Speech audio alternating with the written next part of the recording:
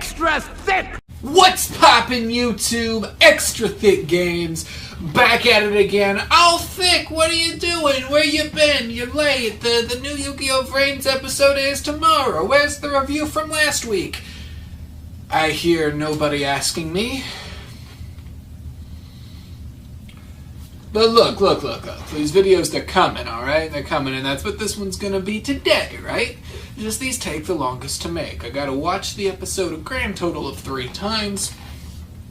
First time, just to watch it. The second time to get my visual effects. Gotta screenshot all those. And the third time to make a script for it, okay? It takes time. Better late than never. And then you know what? If I get the next one out on time, you guys will get 2 back-to-back, and it'll be amazing. But where have I been in the meantime, right? Well, 95% of that, work is a safe bet. Work is a very safe bet on that one. Please subscribe and watch my videos so that eventually this can be what I do for a living and I can leave that place. Please and thank you, stay thick. Back to the video. Where else have I been? Well, this past weekend I went to a locals tournament for Yu-Gi-Oh, right? Because yes, and I also play the game competitively as well as watch the anime. There are people who can do both, alright? Not to say that I ended up doing very well, as one might call competitive play. Oh, it was something else. It was for a charity event, though, so I'm glad I got to contribute regardless. But, I had just completed the non-FTK Danger Dark World, and I was excited that I was going to get to play it that weekend. But when time rolled around to play, I didn't think I was used to the deck enough, right? So, despite how great I said the deck was, probably in that deck profile and all of those semi-intoxicated slurs of words that I said in that deck profile, I didn't feel I was just comfortable with the deck, right? I wasn't used to it. So I stuck with the old tried and true, a deck that doesn't let me down that often. I stuck with Cyber Dragons, and oh man, 5, 5, and 1. I think that's the order that goes in. 5 wins, 5 losses, 1 draw. Wasn't a pretty sight. And it was a perfect pyramid too, really. First game ended up, or first round really, I 2-0'd my opponent, right? They were playing Cybers, and good players. I'm learning, getting into competitive plays, and I mean, he's got a fun deck and he's learning. So no harm there. And I felt real good winning that one. Going on into round 2, I ran into my arch nemesis, Altergeist, and I sided against the thing perfectly.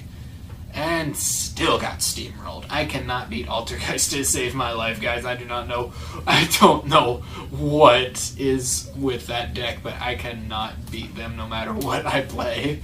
Oh my god, that absolutely crushed my spirits. But then, I don't even know what deck this guy was playing round 3, but it was original, and it was fantastic. There was like pendulums with like UAs and dark warriors and I don't even know what, just a mix of so much different crazy stuff, but it extra linked turn 1 every single time.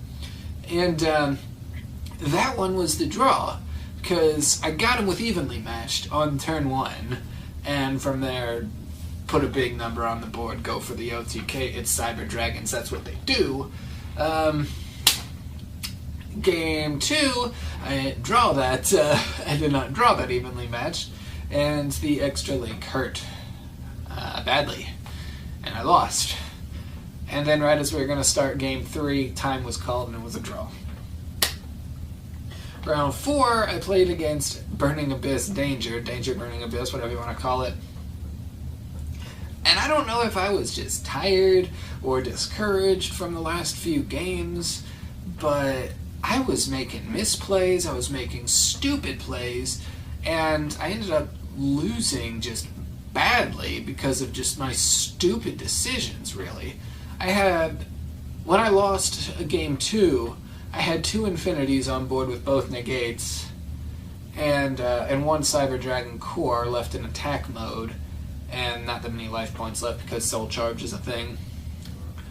And he summons just some Burning Abyss monster with 1600 and swings over the core and wins. And I'm having these people tell me how to play my own deck, and thank you to everyone who does. I'm not insulted by it by any means. I appreciate it, especially when I'm playing stupidly like that.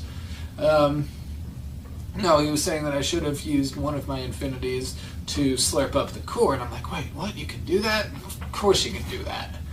I don't know, I guess I still wasn't that used to my own decks there, because when I played it the first time at that place, it was because I wasn't used to the new cards enough. I was playing old Cyber Dragons. I don't know, I was playing stupidly in round 4, and I got steamrolled for it. Not to say that these people weren't incredible players. They definitely were, and they deserved the wins, but I mean, I don't think I would have lost that badly otherwise. But that was round 4, and round 5, this poor guy playing Fluffles. All of my frustrations from the day went into OTKing just turn 2. He'd put up a good board, and then I'd come up with something with 10,000 attack points and just end the game right there. Well, that was the tournament, and Altergeist, man, that's what upset me the most about it. Not my own stupid plays, not getting extra linked. Altergeist. And I know I talked about how I liked Danger Dark World for what it was, and not the FDK. But it's days like that make me just want to crack down and play Danger FTK. I might just put that together as a deck profile while I still can, before the ban list. Whether or not I decide to play it at a locals is another story, but who knows, I might just venture to the dark side and play Danger Dark World FTK, or maybe even Altergeist. That would be the most dark side move I could make, probably. Oh, but anyway, on to something else that makes me want to drink. Yu-Gi-Oh! VRAINS.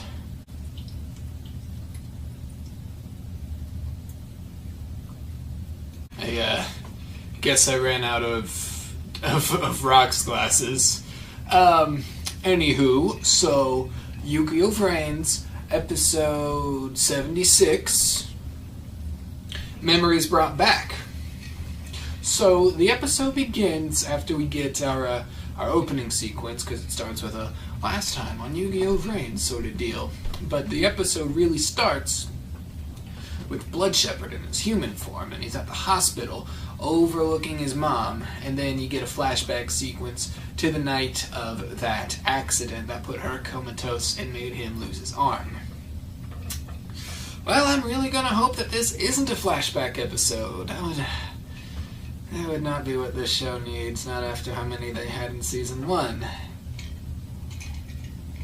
Regardless, Blood Shepherd broods over the impending war and how he can't let Ignises and the AIs control humanity, right? And that's all we get from him for the moment. The scene cuts to Aoi Zaizen, Blue Girl in human form, having a chat with Akira Zaizen, right? And Ghost Girl's sitting in the back. But Aoi asks Zaizen what an Ignis is, right? And this scene, let me go ahead and say, did prove my little theory from the end of last week's episode wrong. Blue Angel did not have any connection with the Lost incident, at least not directly. Earth was not connected to her in any way. It was just the way that the screen went to black when she asked, what's an Ignis, that had me a little convinced. Regardless, besides the point, moving on, she asks Akira if they're alive and if they have free will. And Zaizen basically kind of shrugs off the first part and goes, well, it depends on what you mean by life. But then it comes around and says, but yes, they do have free will, and yes, they do understand the concept of death, and can definitely be afraid to die. this just upsets Aoi because she realizes that Soltec just killed something. They killed an Ignis. Saizen tries to play this off again. It's like, oh, if that's life, but no, he comes around, and he's talking about how whether or not the Ignises were created by humans, they have free will and form of life, and the humans, Soltec in particular, can't just play God and take that life from them, or they can't just play God like that. They can't take the life away, they can't use them for their experimental and research purposes. They need to respect the life that the Ignises have. Good on you, Saizen, good on you. Elsewhere, Revolver meets up with Playmaker and I in his snazzy human form, and he's giving them the rundown on what happened in Soltec and what happened to Earth. He told them that Soltec decompiled the Earth Ignis, at first leaving I a little confused as to what decompiled mean, and as he deduces it a little bit, he gets a little hopeful that it'll be okay because he himself was able to regenerate from just an eyeball. But his bubble is burst and his hopes are dashed pretty quickly when Revolver outright calls him naive and explains that this decompiling that they did to him, they digitized him basically into this unreadable algorithm code, binary, whatever you want to call it. Basically, it's incomprehensible and therefore can't be put back together, so that effectively rendered the Earth Ignis dead. This upsets I again because he was just optimistic that his friend was going to be okay, and he had that just taken right away from him. He's upset, and he lashes out, and we're getting more of these emotional bursts from I, and a bit of character development, if you want to call it, but he demands how Revolver would even know something like this. And Playmaker puts the pieces together and points out, or reveals rather, that Hanoi must have a spy in Soltec. Revolver basically confirms this, though we do not learn who it is just yet. But I is still all distraught and mourns the loss of his friend again, and he states in that emotional fit that he himself is starting to hate the humans too, leaving Revolver just very pleased and satisfied with himself as he turns around and walks off, exiting the scene. Meanwhile, somewhere else, Ghost Girl is working, I guess, tracking Aqua's location, right? It's the last neutral Ignis. She's trying to pinpoint the location on that one, while Aoi Saizen is napping in the bed next to her. And she's dreaming, right, about this childhood friend of hers named Miyu, and it starts off as a dream that's kind of reminiscent of a childhood memory. They were playing on the slide, and then the dream turns into a bit of a nightmare for her as Miyu disappears, basically as sort of a comparison as to how Miyu must have probably just disappeared out of Aoi's life at some point. I wonder how all this is going to be connected. Meanwhile, in VRAINS, Aqua realizes that she felt Earth's last moments, and she reminisces on the times that they had together, and another kind of heartwarming, touching moment, especially for Yu-Gi-Oh! And she erects this sort of memorial to Earth, and walks away just lamenting this loss. But it's cut real short by the arrival of Blood Shepherd, and he is just firing away, just aiming to kill Aqua. She flees, but the memorial is destroyed in the process, and Aqua tries to challenge the Blood Shepherd to a duel for the right to capture her. But Blood Shepherd here isn't having any of this. He basically says, I'm not here to capture you, I'm here to kill you. God, what was that in Dragon Ball Z when Ultimate Gohan first arrived to fight Super Buu? Fight you? Nah, I want to kill you. Except it was the villain saying that to one of the protagonists. I don't know, it kind of reminded me of that moment. Buu Saga was pretty okay. But, back to the point, Aqua flees by teleporting. She thinks she escaped, but no, Blood Shepherd is still pursuing her and is right behind her.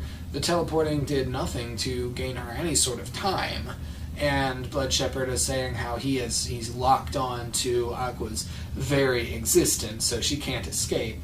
And just as he is about to land the finishing blow, Blue Girl appears and saves the day by deflecting the blast, and she grabs Aqua and they take off, with Blood Shepherd of course in hot pursuit. But as he thinks that he's gaining on them, he turns a corner of some structure and he finds none other than Ghost Girl there cutting him off, and he of course demands what she's doing and why she's there protecting this Ignis. And she's talking about how Blue Girl is her partner, so of course she's going to protect her. And then she does something incredible and manages to teleport the Blood Shepherd away into this labyrinth of hanging doors, very reminiscent of Inside the Millennium Puzzle from the first series. And his dual disc tells him that he can't track the Ignis here and the connection was lost, and he immediately, in a fit of rage, just starts blasting all the doors, trying to find his way out. Meanwhile, Blue Girl and Ghost Girl have successfully taken Aqua to safety in Link VRAINS, and they kind of reveal to themselves, to the audience really, because of course they already knew their plan was not to track the water Ignis, but to track Blood Shepherd himself, as he would no doubt have already found a way to find Aqua, and where he would be in hot pursuit of her, so wherever he went, that's where they would find the Ignis. Blue Girl tells Aqua that it's okay, she's an ally, that she's not going to hurt her, and she's safe there. And Aqua immediately recognizes Blue Girl as Aoi Zaizen and says that this is the second time that she saved her. But she specifies that the first time wasn't her directly, but a girl named Miyu. I knew that dream sequence was gonna be relevant, right? And it's revealed that Miyu was a victim of the Lost Incident, and that Aqua was based off of her. And now we get the majority of the remainder of the episode is a flashback sequence, though not to previous episodes, so we can't call this a flashback episode, thankfully. But we get a flashback sequence to when Aoi and this Miyu were children. Aoi didn't have a whole lot of friends because her and her brother were always on the move, but this Miyu came into her life and became her best friend, right? Her best and only friend. They were inseparable, and it was adorable, and blah, blah, blah, blah, blah, until something bad happens, right? One day, Miyu brings her mother's just precious ring, right? A precious ring, and wants to show it off to Aoi, and asks if she herself wants to wear it. Aoi at first protests, but Miyu insists that it's okay, and goes to take the ring off to hand it to Aoi, but drops it down a drain, because of course she does. She starts crying, which brings the mother over, who's immediately asking what happened to the ring, and Aoi actually decides to, take the fall, and this is the part where I guess she had saved Miyu, the part that Alka was talking about. To cover for Miyu, Aoi basically says that she had asked Miyu to bring the ring so that she could wear it, and then she herself was the one who dropped it down the drain. Miyu's protesting, but the mother's not hearing any of it, and basically forbids Miyu from seeing Aoi again, and she drags the protesting daughter away, and they never saw each other again, because Aoi, shortly thereafter, had to leave again with Zaizen, and Miyu never came back to that park. Zaizen tries to comfort her a little bit by saying that he knows that she is not the type of person to force someone to bring something that valuable just so that she can wear it or see it or anything like that. But the flashback ends, and Aqua reveals that just how highly Miyu always thought of Aoi, and she had promised that one day she would find her again and apologize and say thank you and all of that, but she's unable to do that right now because of this computer virus that Lightning made and infected her with, that made her comatose, rendered her just completely unconscious. But when Aqua tried to reverse this virus, to fix the virus, that's when all these memories from Miyu flowed into her, which is how she knows so much about Aoi and Blue Girl, right? Hearing all of this, Ghost Girl is the one who stands up to action and says then, well, now she knows all this, there's only one thing left for her to do. The scene cuts back to Blood Shepherd still just blasting away at all these doors trying to escape. And then he shoots off, he rockets off down this corridor, just, I guess, trying to find his way out, and then none other than Ghost Girl shows up behind him, pursuing him, and of course Blood Shepherd is protesting and wondering why she's getting involved in all this, blah blah blah blah, as if the fact that he had threatened her after his duel with Soulburner wasn't enough reason for her to be against him. No, they end up beginning a speed duel, right? Ghost Girl challenges him to a speed duel, and the Blood Shepherd ups the ante at this point. He says, okay, we'll duel, but we'll make it a PK duel, which ends up standing for player kill duel. So, okay, we're this Shadow Game Season 0 reminiscent sounding thing ends up being, if the player loses, then their avatar's data gets erased and they're forbidden from accessing VRAINS again.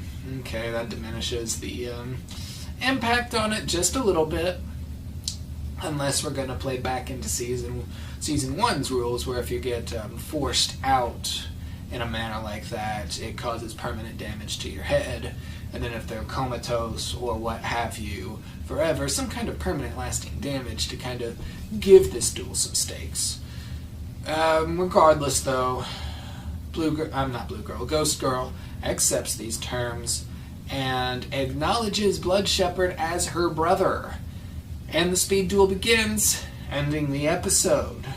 And so there we have episode 76, right? We haven't gotten a plot-moving duel just yet, but we've got certain characters, plot points, overlooked characters, underutilized characters in Blood Shepherd, Ghost Girl, Blue Girl, and even Aqua. All of them united, right? So we're putting some emphasis on these characters for once, which I'm really glad to see. I don't know how the duel with Ghost Girl and Blood Shepherd's going to play out. No matter who wins or loses, the other is going to be severely just underutilized, because Ghost Girl really hasn't done anything relevant since Season 1, and she hasn't really won all that many games, unless you count Brave Max, and then, just things like that from Ghost Girl. And Blood Shepherd hasn't won anything yet. So we kind of need him to win something to establish himself as a threat, as a dominating force, but we also don't want to give these valuable characters from Season 1, we don't want to give them the shaft, right? Although, who am I kidding? I would love to see the Altergeist player get wrecked again But that's just me. This duel's probably going to give that deck more support. Great. You know, I just realized that this episode did not make me finish my drink. That's something. I'm going to come up with a Yu-Gi-Oh! Anime drinking game, and I'm going to post a video on that, so you guys can play along with me if you want to watch these episodes, or make it applicable to Yu-Gi-Oh! Duel Monsters, GX, 5Ds, Exil, Arc 5, any of that. I'm going to do that. That's going to be a fun video to make, and then I'm going to play by those rules during each time I do one of these reviews. But, Blue Girl, she got some relevance and some backstory, although I won't say forced, because really anything kind of works with her backstory, because they left it so wide open, and the fact that she and Zazen were such roamers that anything could have happened in there. That works. The Miyu character seems a touch forced, though I guess it's good that we're making this lost incident victim just not someone that we already knew, but, oh, out of the blue, you're a lost incident victim, and it's just now revealed, and you didn't tell us, or you didn't know because of reasons. No, give us someone new. I'm okay with that. I'm really okay with that. I just wish that maybe she would have gotten the opportunity to duel again, but giving Ghost Girl her opportunity too, that's great. This duel could go either way, and I'm genuinely excited to see where it goes. This was a good, I wouldn't say filler episode, this wasn't a filler episode, but a good kind of bridge episode leading us into the next thing. It was good, I enjoyed it. Hopefully I'm able to make the review for the first part of the duel tomorrow when the episode airs on Crunchyroll, because I'm genuinely excited to see where this one goes. But, yeah, until then, that's going to just about do it for this episode's review. I want to go ahead and just draw some attention to this Extra Thick Games tank top. It's incredible, it's thick, it's sleeveless. I'm going to be wearing it in most, if not all, of my videos from here on in. And, yep, that's got it for tonight, everyone. Why don't you go ahead and stay thick. Extra thick!